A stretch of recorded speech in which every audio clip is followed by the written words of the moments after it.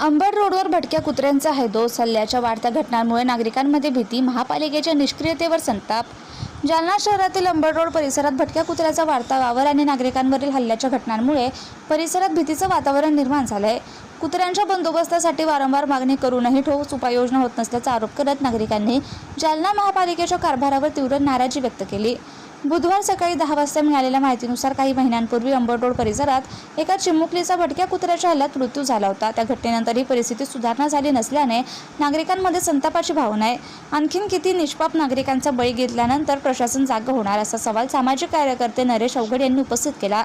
अंबड रोडवरील नरेश कॉम्प्लेक्स परिसरात नुकतीच आणखीन एक घटना घडली. स्कूटीवरून जात असलेल्या एका तरुणावर अचानक भटक्या कुत्र्यानं हल्ला चढवला. तरुणाने स्वतःची सुटका करण्याचा प्रयत्न केला, मात्र कुत्रा त्याला सोडण्यास तयार नव्हता. अखेर आजूबाजूच्या नागरिकांनी तात्काळ धाव घेत तरुणाची सुटका केली. या भागात अशा प्रकारच्या घटना वारंवार घडत असल्याने नागरिकांमध्ये भीतीचं वातावरण निर्माण झालंय. परिसरात जखमी तसेच रेबीजची लक्षणे असलेल्या कुत्र्याची संख्या वाढल्याचा आरोपही स्थानिकांनी केला. त्यामुळे नागरिकांच्या सुरक्षिततेचा गंभीर प्रश्न बनला असून तातडीने कुत्र्यांची पकड मोहीम राबवून त्यांचा बंदोबस्त करण्याची मागणी होतीये. या संदर्भात संबंधित विभागांना त्वरित उपाययोजना न केल्यास भविष्यात कुत्र्यांच्या हल्ल्यात नागरिक जखमी झाल्यास किंवा जीवितहानी झाल्यास संबंधित विभाग प्रमुख किंवा कुत्र्यांचे पकड आणि पुनर्वसन करणाऱ्या संस्थेला जबाबदार धरून संबंधित संस्थेला काळ्या यादीत टाकावे, अशी मागणीही नागरिकांकडून करण्यात येते.